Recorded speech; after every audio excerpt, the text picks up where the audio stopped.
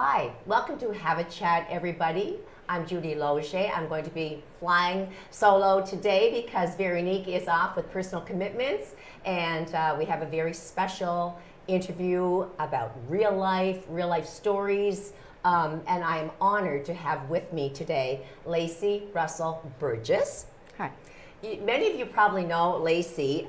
She's pretty well known now in our community.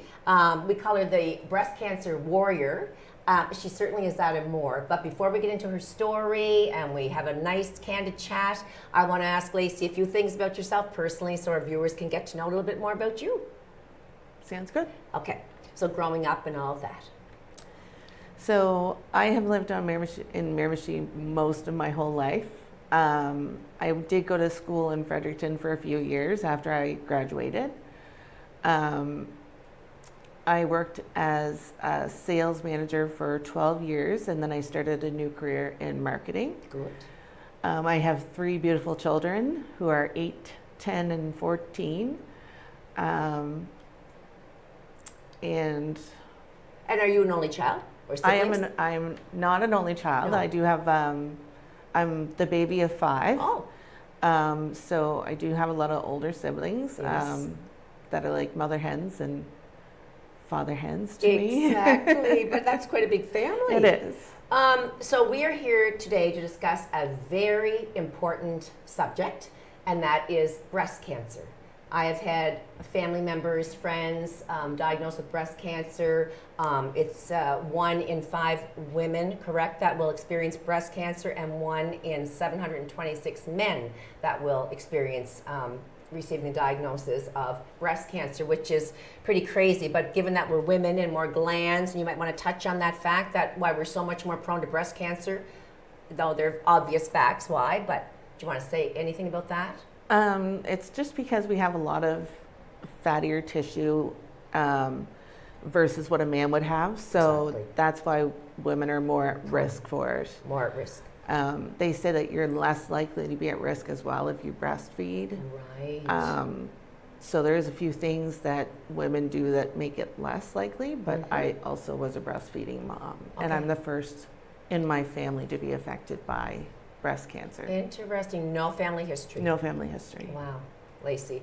I'm just inspired by you always. I really, literally am. You, even though you go through so much and have endured so much, you're just out there advocating, and you're here today to share your story. And I'm hoping that our viewers will pay attention, spread the word as to what we're going to talk about, how important it is to be aware of healthy breasts and to watch for signs and symptoms. So on that note, take us back to when you first discovered your breast issue, and what was the appearance that made you, or the lump or whatever that made you realize there's something has to be done here.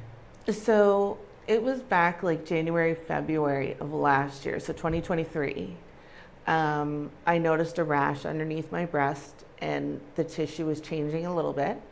So I went to the doctor, and they said it was a heat rash. And given the size of my breast, I would assume that would be a normal situation. So they gave us an antibiotic. I went home, took it, everything changed. The rash kind of went away, and then a new symptom presented itself. And what was that? All of a sudden the tissue became thick to pinch. So like I couldn't, if I laid on the couch or if I was laying in bed, it would take shape to wherever I was laying, and then it wouldn't go back to a normal shape for quite a while afterwards. Okay. So and palpably, were you able to, like, you know, as women, we do self-exams, or we put our bra on and we're making sure everything's in place. So to touch that skin, there was a noticeable difference in the texture? there was, because it wouldn't go right back to normal from pressing on it. More hard. Yeah, it would stay like, if you shoved on it, it would stay a certain way for a few minutes, and then it would go back. And I've heard women describe it almost as an orange peeling Absolutely. type thing. And it would go, like it started to move upward. Okay. And by the time we actually did our biopsy, it was like 3/4 of my chest, like 3/4 of the breast was covered in the orange peeling. Okay, so let's get right to what your type, there are various types of breast cancer, correct? And what was your actual diagnosis? So I was diagnosed with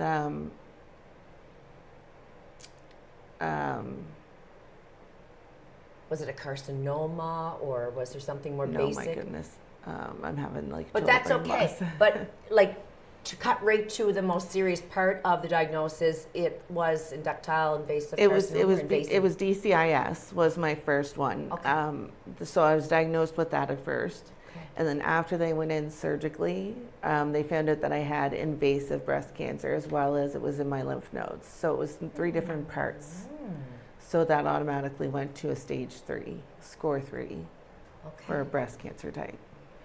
So when you heard those words, as many women and some men do, what was your first reaction? I honestly thought, thank God, I finally had a diagnosis, because the waiting part and waiting to be diagnosed was the scariest part. Yep. Knowing what it was, I knew I could fight cancer. I knew I could fight anything What an thrown attitude. towards me. Yeah. But it was the unknown part that was driving me crazy, because then it was worrying about where it was, or what it is, or what's spreading. But once I knew, I thought, we can do this. So we got this. So unlike a lot of people, you were just, like I said, the fear set in, of course, like now there's so many things that I have to do to become more healthy going forward, but you were just relieved to know that it wasn't a heat rash. Right. And it was a lot more serious than that. Yes. Talk to us about things that we go through, human beings, when it comes to having a breast diagnosis of cancer. Like, would you have had a punch biopsy, or what was the process? Like, let's walk us through what happened after that diagnosis. So first, when I got the diagnosis, I had to be 40 before they would do a mammogram on me. So there is an age restriction, unless you have family history. Right. So I had to wait till I turned 40. Then once I turned 40, they did a punch biopsy. I'd have a needle biopsy done. And even then, there was still questions about what was in there. So I instantly, they could have done a lumpectomy, which they wouldn't have found the invasive breast cancer. They wouldn't have found the lymph node cancer. No. So I was always the type that the minute they found it, I wanted both my breasts gone, because I wanted to live to be 80. So I was okay with that. So I was okay with losing both of them if it meant I was going to live to be 80. So I did have my biopsies, and I did have to book a surgery to say we were going to remove them. Right. So they did do them one at a time. They wouldn't do both together. Double, no. And it did take some time to get into, so we waited from about August was when I was officially diagnosed. So I had my mammogram in June. August was when I was officially diagnosed. God, that's a long time. And then October is when I had my first mastectomy. Oh my heavens, Lacey. Did you say that you did not have any symptoms in your other breast? You were just taking a precautionary measure by having both removed because you didn't want to have it in the other breast? Right. Right. So it was just precautionary, because the likelihood of it coming back into the other breast is significant. It was high. So it was something I didn't want to redo in 2 years' time. It was No. something that I wanted to get done all at once. Yes. So that I can move on and live. Yep. And I've had a very close family member have a breast removed, and that was her choice as well. I mean, it was a small carcinoma, but she was just fearful that it would be affecting her down the road and that it may affect the other breast, so she opted to have the one breast removed. And that was years ago, and she's done very, very well. And with your attitude, you're doing extremely well. You were diagnosed in 2023, and this is October of 2024. Yes.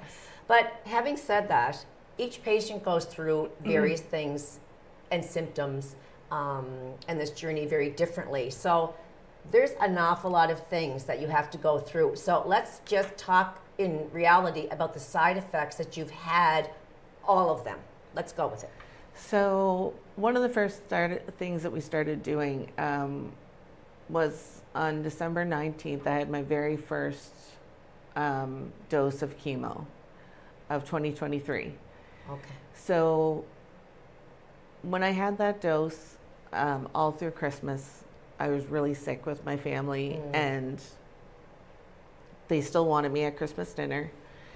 And come to find out, I said to them, I was like, I don't have to go because everybody, I was like, I don't want to get everybody sick. And they were like, no, you have to come. This Christmas is important. Oh my gosh. You need to be there with the kids and family.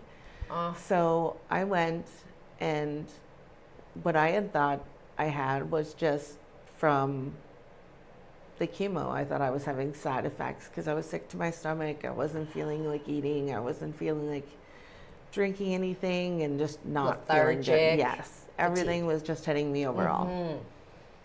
So on Christmas morning, we woke up, the kids opened their presents, and I really was not feeling well whatsoever. So later on in the day, I did end up going over to the hospital, and they kept me until New Year's Eve day. Christmas Day till New Year's Eve day. And I said, I was like, I'm going home.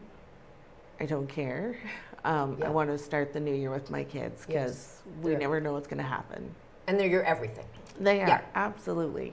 Yes. And I wanted to spend every moment with them that I could. They're beautiful. We're going to talk about them more in a bit. So I had found out afterwards that I actually was fighting double COVID pneumonia.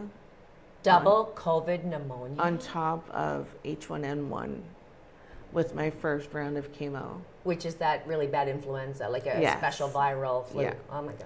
So I was really sick with it all. And of course, all my family called me and they're like, what did you have? And because they all ended up really sick because of Christmas dinner. So I sharing was caring, apparently. Yeah, sure. Right. Merry Christmas. Merry Christmas. Happy New Year. But of course, they were all bouncing back, and I was taking longer. Like it was a struggle for me to get going again. Yeah. And then it went from coming home on New Year's Eve. The very first thing I had to do was shower, and I wanted to be all fresh and clean. And when I was in the shower, I kind of forgot for a few minutes that I even had cancer, just because I was like, it's New Year's Eve. I'm going to wash my hair. Yep. And as I started washing my hair and scrubbing it, and then all of a sudden I could see the clumps of my hair falling out. Not pieces, but not clumps. Pieces, clumps. Clumps. And that was the first time, like, that you had taken a shower, you noticed any hair loss? Yes, it wasn't the first time. Brush mustard. No, it wasn't at all. Like, it didn't come out at all until then. So my daughter was in the bathroom with me just to make sure I didn't fall because I was so weak. And I said to her, I was like, I'm going to hand you out something. I was like, but don't panic. I still have hair. Yes. But, so I gave her the hair, and she's like, are you okay? And I said, I'm okay. I said, but I was like, obviously that's a sign that, you know, the chemo's working. And I kept telling them, these are signs the chemo's working. Exactly. And how many times had you had chemotherapy treatment to this point? One. One treatment and your hair started falling out? One treatment. What, the powerful dose then, right? It was a very powerful dose. It was one of the strongest ones that they had. Wow. So after that had happened, I immediately went and did my hair. I got the kids all dressed up, you know, just in cozy outfits, and we went outside and took some family pictures. I remember that. Because I knew our family pictures were going to look a lot differently after that. Yes, and I've been following you, by the way, and watching this and watching your stamina and watching your kids grow and you embracing them and them embracing you, and it's beautiful, Lacey. So continue on. So that was your Christmas outside pictures with your family. So then we went inside, and they were so nervous, and I put my hair in 3 ponytails. I had 2 on each side, 1 in the back, and I called my oldest down first, and I said, pick a clump and cut it off. And because my hair was almost down to my waist. So we went to like up to chin level and a little bit below chin level, and she said, what if I cut it crooked? I said, it's all falling out anyway, so it's not going to matter. I said, we might as well have fun with it. So she cut her hair, she cut a chunk, my son cut a chunk, and then my youngest daughter cut a chunk. And they kept it. They put it in a Ziploc baggie and kept it in their top drawer. Sweet. So that was the biggest change at first. And then every day I would wake up, there'd be more hair on my pillow and more hair till finally one day we woke up and my son was like, Mom, you have no hair. And I was like, that's what we knew was going to happen. That means Right. the medicine's working. Can we So- just state their ages again? You have 3 lovely children and the baby right up to, Yep. well, the firstborn. Let's start with her age. Or his So my son's 8, 8. my youngest daughter's 10, and my oldest daughter's 14. Wow, those are big ages to have to go through parenting in general, let alone Very parenting when you're going through major health battles, right? And then they took over a lot of chores and a lot of Yeah. stuff that they didn't have to take over at their age. They Little had to grow adults. up a little bit faster than most kids their age did. Yes, and the hair on your pillow. So you didn't really panic, though. You were thinking this is the process, and This it was is the process. not a good feeling to have your beautiful waist-length hair, obviously down to like almost being a balded woman, which we've seen. I've had friends go through it, and they're still beautiful like you.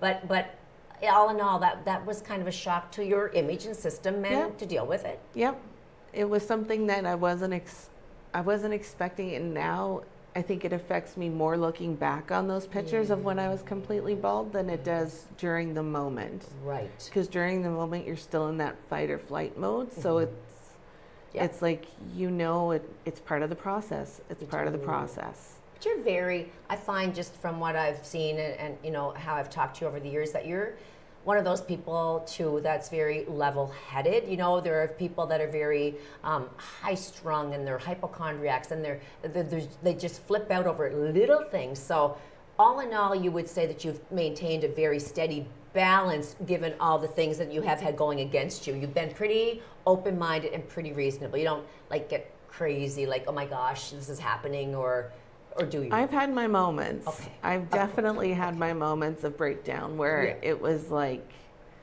what am I doing this for? Why am I doing this? Yeah. Because it's scary. And you felt so terrible. I felt so terrible. Yes. I watched my kids do things that they didn't have to do or felt that they shouldn't have to do at their ages that they were Right. doing. The guilt part kicks Yes. in too. I'm your mother and I should be doing this, but I can't do this, and all of that. Yes. But we're going to go to break, and we're going to come back very shortly with the lovely Lacey. And we're having a very serious discussion here about real life things. So don't go far away, folks. Grab a drink and come back.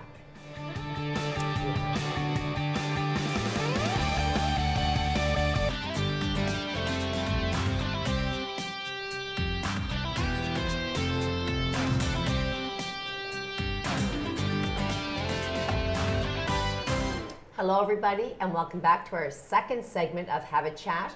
My name is Julie Logier. I think you know that by now, and I'm your host for today's show. And we've been having a very candid discussion with the lovely Lacey Russell-Burgess. And I was so honored that Lacey would come on our show and talk about a real life subject which affects so many people globally. And 1 in 5 women is the stats on breast cancer, and she's here to share her story and be very open about this topic. And we've been discussing what she's been through, her diagnosis, and now we're going to continue on with some side effects that accompany those people that are going through this horrible journey. Let's just say it's a horrible journey. And you're doing incredibly well to hold yourself together and be so positive given all that you've had to, fight and go against. So, Lacey, you were talking about your symptoms, and you were talking about your hair loss, which is significant, Yep. but you got through that part. Now, let's talk about other symptoms that accompany you following chemotherapy, such as fatigue and all of that type of thing. Fatigue was crazy. I was so tired, and I napped like 2 or 3 times a day. My kids got into the habit of, it was cuddle time with mom. So they knew that it was, when I was too tired and needed a nap, they would Yep. just cuddle up in 3 different spots, and they would just lay there and watch a show or whatever the case may be, and Yep. snuggle up so that I could sleep. Because then they knew if they were cuddling me, I would sleep in a very cozy position and not move for a little bit. Just to jump in, Yep. obviously a great parent. Yeah. To have kids that are that understanding, like mommy, Thank you. mommy, we need this, we need that. Like they seem very mature, and kudos to you Very for much so. instilling that in them to be respectful. Very much so. Mm-hmm. So then the biggest part that the kids noticed and still notice to this day is the appetite, because my appetite has been so off since the radiation and the chemo. It's little to none. Oh, It's just not there, and when you do eat, you feel sick to your stomach afterwards. So that's a big side effect that bothered me, because I loved food. Yeah. I love to eat. Pardon me, Lacey, but we talked about chemotherapy and we did not talk about radiation at all. Yes. So can we just go back a little bit? So from the point of receiving chemotherapy to date, and how many rounds of chemotherapy, could you elaborate on that? And also, how much radiation did you receive? What was the course of plan there?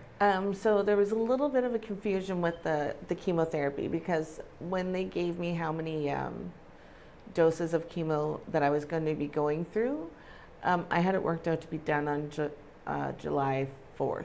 Okay. Or June 4th, in that area. And then it got extended till December 10th. So December 10th of this year will be my final dose if everything goes well. It and everything will. Let's keeps just going. say it's going to. If it keeps going in the direction that it's going, then December 10th will be my end date for chemo. Wonderful. So in the middle of that, I did have to take 5 weeks of radiation as well. So I had to travel every day to Moncton. Every day? Every day, Monday to Friday, except on holidays where there was a holiday or two in there. But I was traveling for radiation as well. So I thought they offered people that had to go through that on a weekly, daily basis a place to lodge, but you had to be home for your children and that kind of thing. Yes. And I do have a family where they would have stepped up and kept my kids, but my kids were really what kept me going. So when I wanted to be home with them at nighttime and absorb up every ounce of my kids that I could. You're so the best. It was what made me keep going. So as much as I didn't want to travel every day, it's what kept me going every day to make that travel. But Moncton, let's just face it, it's an hour and a half from where you Yes. live, and then return, so a 3-hour day trip. Plus, how long, for example, would a session of radiation be? It actually, my dad had taken me, I'm going to say 97% of the time. And he would normally go park the truck, and by the time he had the truck parked, I'd be coming out. So maybe 15, 20 minutes. And right home again. And right home again. But with radiation, it was like a significant sunburn. So, and because I have the redhead gene in me, it did get really bad to the point that it blistered front and back, because it went through and through. So there was a lot of creams, there was a lot of lotions, there was a lot of maintenance behind that I wasn't expecting. Nurses coming in to do what, like a dressing type thing, or like it's like a burn, so they would have to make sure it was like a burn, so it was just cream only on the surface area and trying to keep it as open to the air as I could. You're just amazing me with this talk, and I'm sure everyone listening is just like, wow, this woman is pretty incredible. To go every day to Moncton for how long? 5 weeks. 5 weeks straight, and then 5 come weeks home. straight.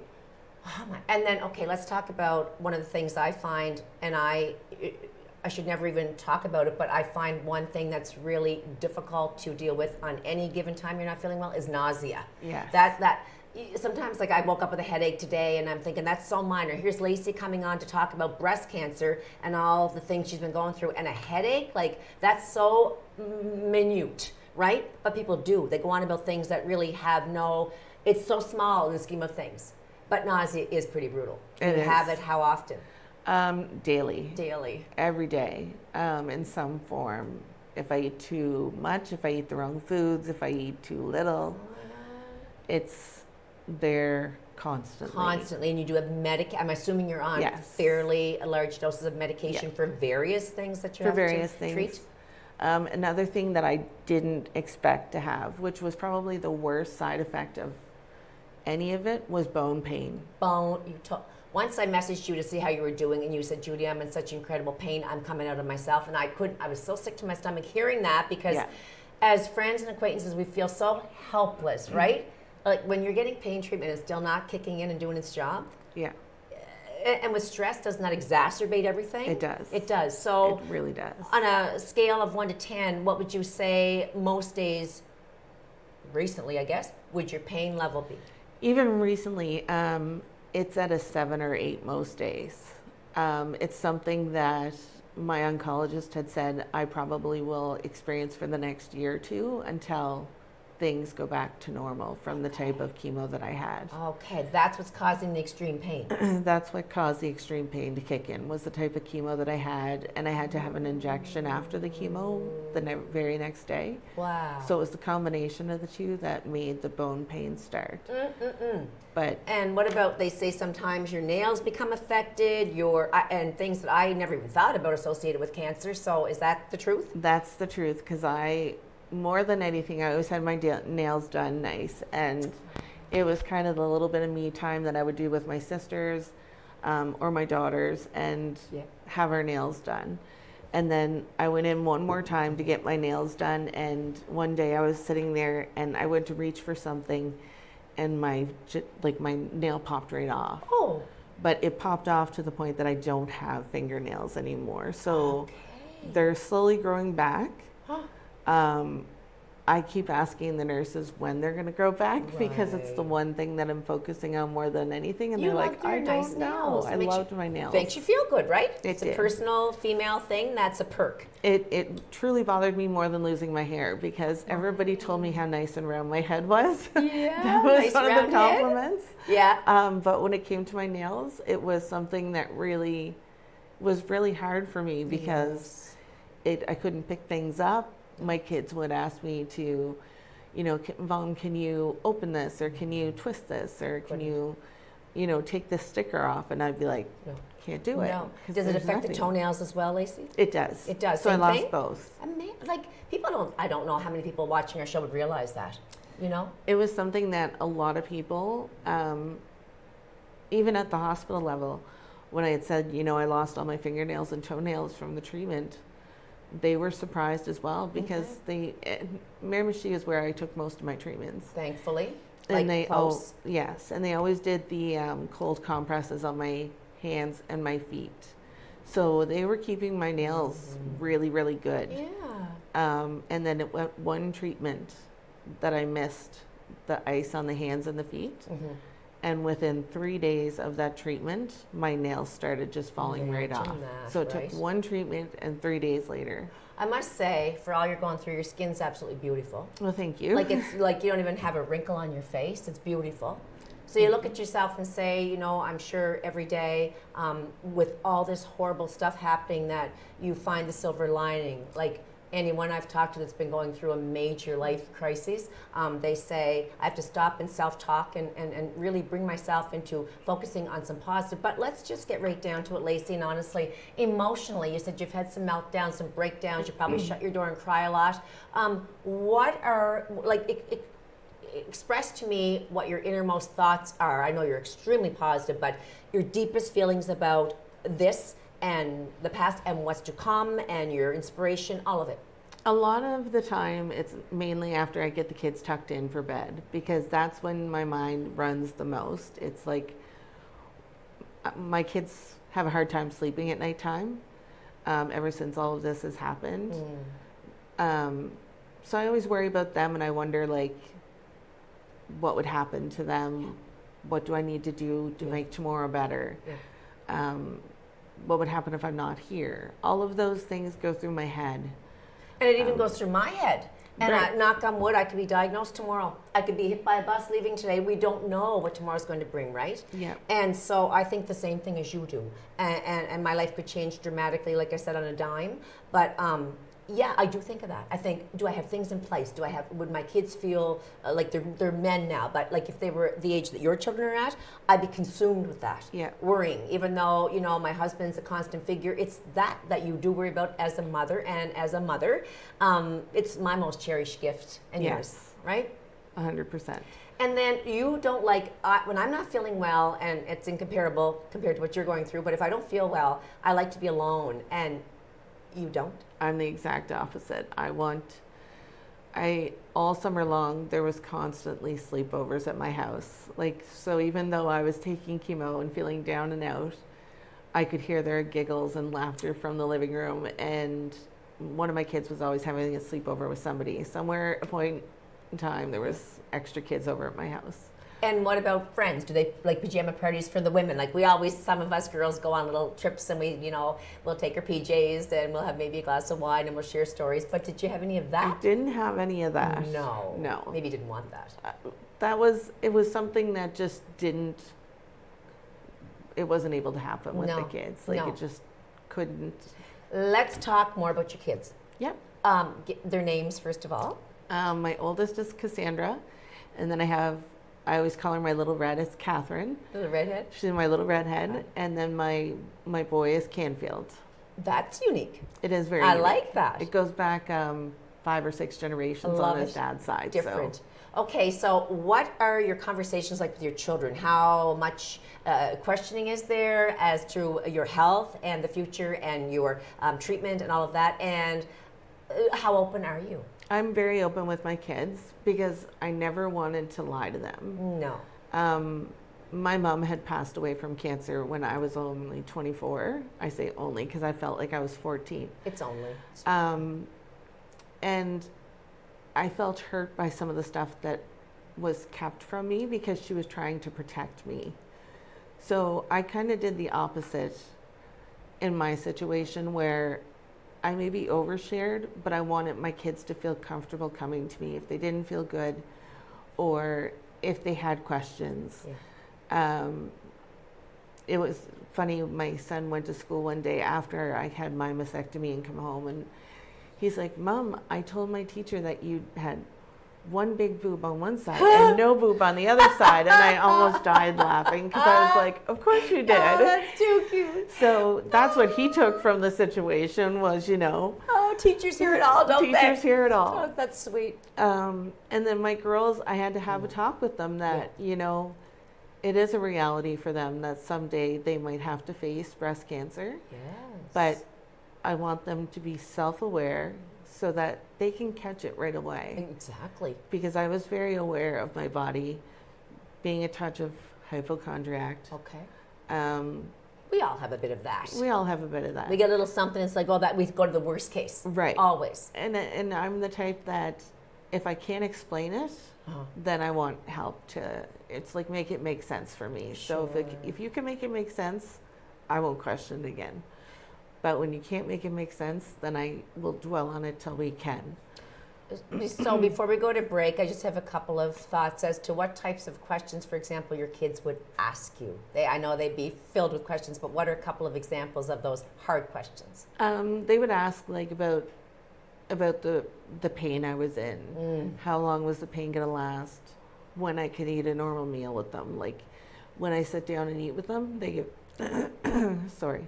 They get very excited when I can sit down and actually have a meal with them. And would a meal for you consist of a little portion? A very little portion, yes. Yeah. And more so bland, where I'll have just like a touch of meat and some rice, buns, potato, or yes. So some other things that you can eat when you're feeling like that would be like soups and grilled cheese. Yes. Okay.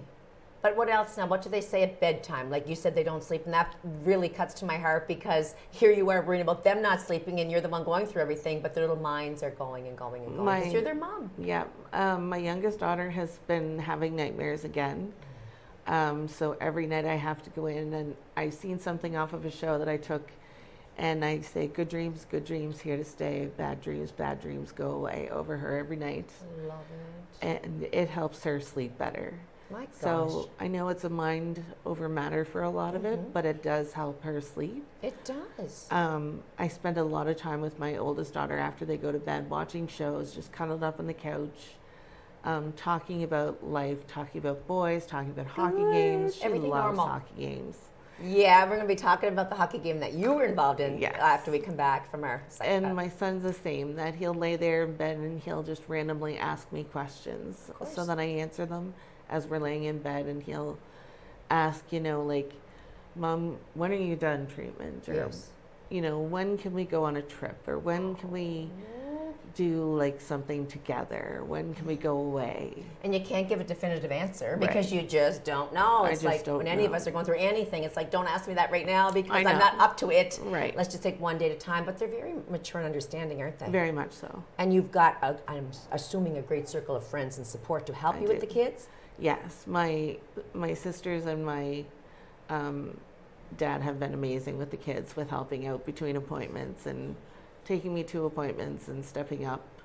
Yeah, like that's everything to me, is when you know you can say, okay, I need help, and they're ready to be there. I really don't want you viewers to go anywhere. It's an honor, as I said earlier, to have Lacey come on and so openly share her story, where so many people are going to talk about that. Don't talk about it. So please come back for more Have a Chat. We're eager to share more conversation with you.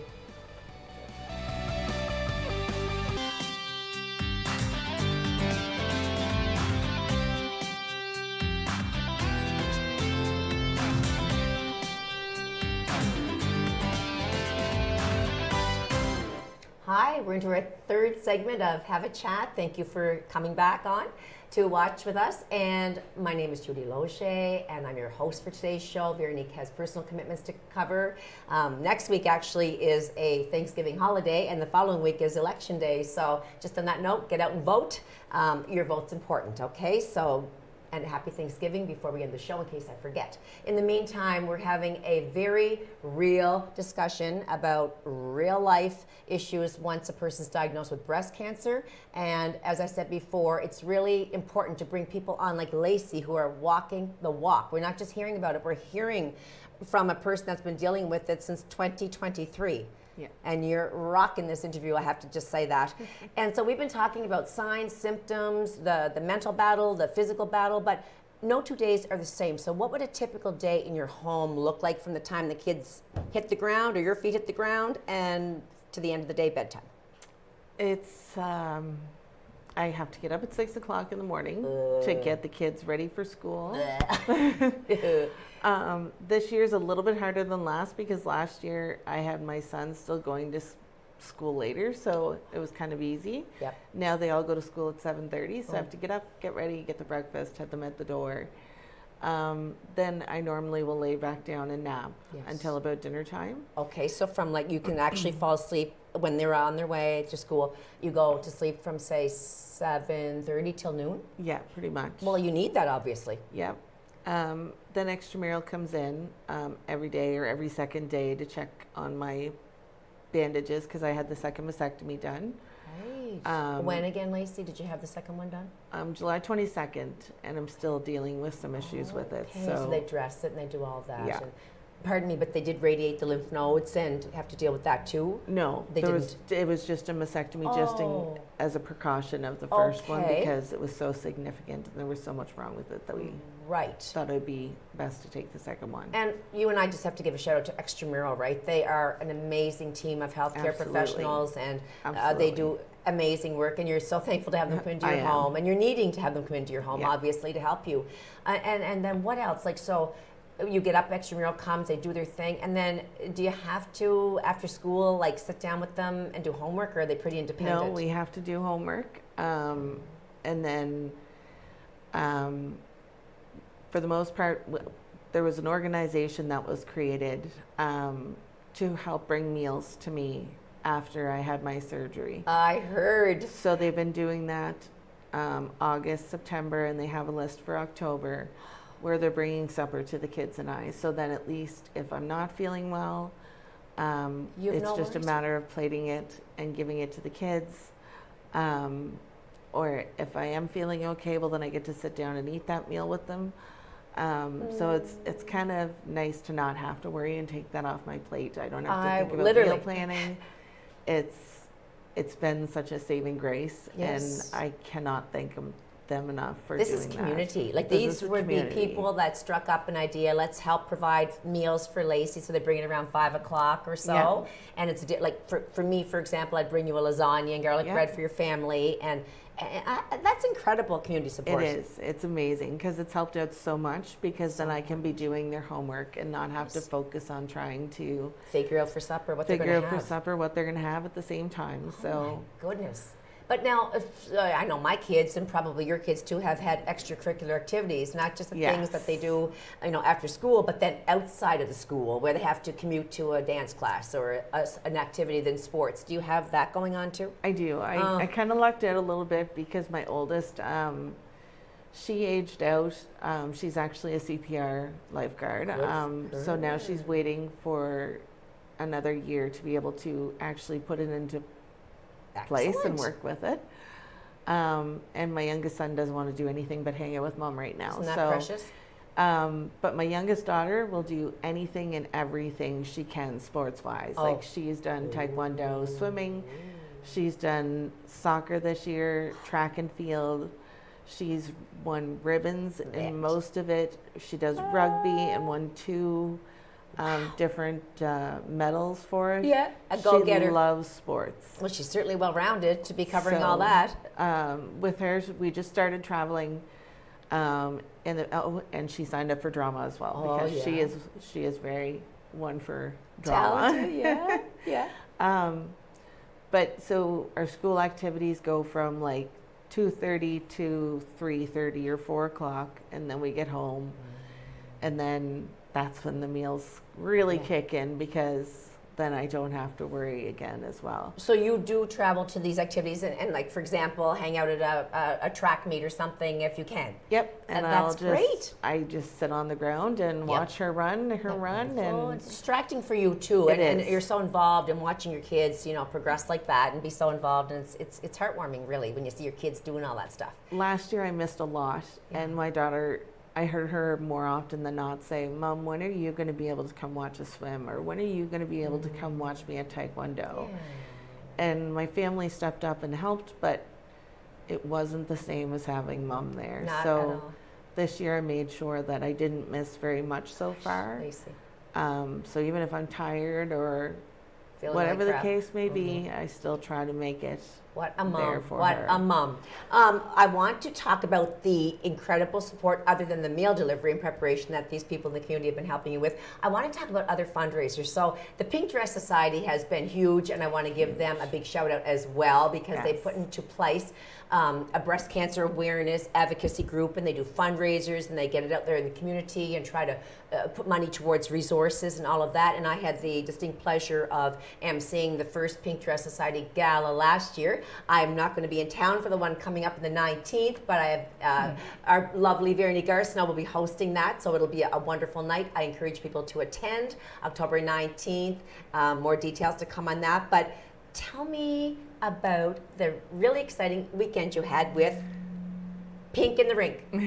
I had it was an extra special weekend because the Pink Dress Society did a hootenanny for me on Saturday. Last Saturday. Yes. So that was huge. Huge. Angelia and I have become really good friends over meeting last year when I became the guest of honor at her first event. And you modeled. I modeled. You did an amazing job.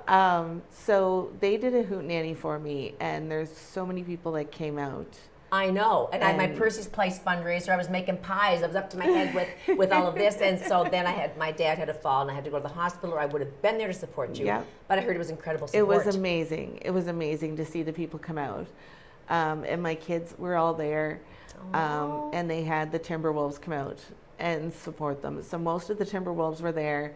They had their faces painted. They had taken pictures with my kids, little candid shots. Sweetest And group of people. It honestly made my children's day. I know, and I've not So- seen a group of more amazing, I keep using that word because it's all amazing to me what you're doing and what the community's doing, but such an incredible little group of young gentlemen that are here to play hockey, but do so much more than play hockey. Like Very much we were so. trying to deliver pies, and the big boxes of apples were coming for Percy's Place fundraiser, and the Timberwolves showed up, and they were putting boxes on the truck. I'm like, this is the type of kid you want to say I raised. Yes, Right? 100%. And it just is testament to your the love people have for you, Lacey, to come out in droves like that to one hootenanny, because everyone I talked to was saying, I'm going to that. Yes, And they raised a lot of money they did. to help you with personal expenses, and there's so many personal expenses, Yes. with 3 kids especially, Yes. right? And so then what did you do at the hockey game? So they did Pink on the Rink, and I was able to drop the puck. Yes. And they had each person in our house has their favorite hockey player. Oh. So mine was Mitchell Wagner, and Yeah. he came out instead of having the captain. He came out for dropping the puck Not for too me. nice. Did you have tears in your eyes? I had a lot of tears in my eyes. Oh. And it was the next day when I was sitting at home and he got me flowers. He did. So it was the next day that when I was sitting there and thinking about all the support Beautiful. from everybody and how much my story is inspiring everybody else. It certainly is, because not everybody can talk about it. Right. It's one of those things like, do you share? Yes, please share. What are some things that you want to say to people that are not looking at the signs? Or Right. what do you want to say about breast cancer, really? It's never fun to talk about. It's never fun to talk about. It's almost like taboo to talk about your breast with another woman. I'm shocked at that. But I'm the type that I would rather ask you or ask me somebody too. to say, does this look normal to you? Because too. it's been bothering me for a while and I mean, I can't seem to get anywhere with it. So yeah, it's our female anatomy. I mean, Right. it is what we're given. It's what people, these women breastfeed with them. They're a gift, and so we should be able to talk about them openly. Right. I don't understand that taboo, but you've experienced it. I have. So it's became something that I'm trying to bring more awareness around it and make it so that it's more casual. Share my story as much as I can, because I, for one, thought I was always up to date with my breast exams, like with checking myself, knowing my breast. You did do the manual exams? I did, Okay. because I breastfed my kids as well. And so I'd had lumps in the past from like plugged milk ducts, Right, things right. like that, where I would instantly worry and think, oh my gosh. And this fibrous is- tissues. Yes, I mean, some of us are prone to 100%. that too, density. So it was something that I always kind of worried about. And then when it finally came time for action, not being able to get checked because there was really no proof of there being a total sign of breast cancer until it was almost too late To jump on it. to jump on it. Oh. I did have one of the doctors say that overall, my experience, only 13% of the women survive with the type of breast cancer that I had. Because most of them find it too late. Okay. So check your breast. Absolutely. Always. And if you don't know, ask somebody for help. Ask your doctor to double check. Personally, I don't mind stating it on air. I think the plan to have your first mammogram at age 40, if you have symptoms, I think if you have any symptom, you should have a mammogram. 100%. But they're saying don't have a mammogram until you. What do you think about it? Mammograms. I had to wait till 40. So if I had been 37 and found it, You still I have to wouldn't be wait. here. That's ridiculous. I wouldn't be here to tell you about my journey. And maybe you can push towards that. Let's talk Yeah. about the medical aspect and push and advocate for that too. Because if I found a lump at age 39 and had to wait another year to have it looked at and screened, I, like you said, you might not be here. Right. That's terrifying, Lacey. So everybody, when it got changed to 40, they said, you must be a relief to know that it's 40. And I was thinking, it should be any time as long as you're experiencing symptoms. Yeah. So they say you have to have a family history. That's Yes. what they're. Family history or a reason, like a real reason to go Right. in. You did. But I have a family history. There's people in my family that have gone through breast cancer, and so I'm very, I have to be more vigilant about self-checks and doing it Yeah. properly and going to the family doctor and having make sure that it's done properly, but I try. We usually start our show with a quote, but Yes. let's, before we end, let's at least get that in, because you brought one that you passed by me, and I thought that is so powerful and that is so moving that I want you to be able to get that in there before we close. It was given to me when I first got diagnosed, and it stuck with me. It's been like my mantra. Your go-to. Who did a friend give it to you, or They did. It came with a quilt that was Beautiful. knitted for me by a company in Moncton. How nice. And it says, what cancer cannot do. Cancer is so limited. It cannot cripple love. It cannot shatter hope. It cannot corrode faith. It cannot destroy peace. It cannot kill friendship. It cannot suppress memories. It cannot silence courage. It cannot invade the soul. it cannot steal eternal life, and it cannot conquer the spirit. And the author is unknown. No, but the author probably has been a person that suffered 100%. breast cancer. Okay, so you read that when you get up in the morning? I do. I read it almost every day because, especially when it's like all of the things that I've lost over the past year and a half. These are the things that you cannot lose. Those are the things that I can never lose. Beautiful. What is the most prominent line that gives peace to your soul? Like, which out of those, all of them is like, oh, that's my main point? About my spirit. You have an indomitable spirit. Because cancer has not been able to take it away from me. I know. I look at you and I think you're just moving me talking about this. And I'm sure every viewer here is like saying that girl is pretty, unique in the fact that you're not, oh, poor me. You just keep going and you just keep pushing through it, and you've been through hell, basically. Yeah. Right? Yep. Like a mental hell and then a physical hell, and you've had problems with bowels and bloating probably, Yeah. and appetite and all of it, and you're still smiling. Still smiling. You're still smiling. Lacey, what are some things before we close, like some take-home messages or a main message that you would like to leave with our viewers? One of the main things for me was when I got diagnosed, I knew that waiting was killing me. But I knew I could also fight anything. So never lose that. Never lose that mindset of you can fight anything that's given to you. Mm-hmm. And also make sure that you are constantly checking your breast. If you notice anything different, you need to be an advocate for yourself. Absolutely. You need to make sure that you're being heard. Mm-hmm. And no matter if it takes one checkup or 15 checkups, keep going until you get heard. Okay.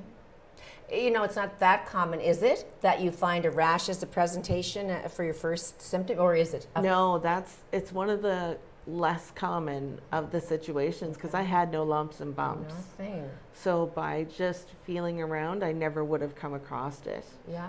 And that's what made it so different from everybody else, and the situation so different. Well, I can't believe this woman. It's been I won't say a joy to talk about this. It's been a joy having you share this, so Lacey. And your spirit's contagious. And I'm proud to know you, and you are a breast cancer warrior, folks. Thank you. So listen for her. She's spreading this about the community. Have a great Thanksgiving, and get out there and vote on Election Day, and we'll see you after that. Bye, everyone.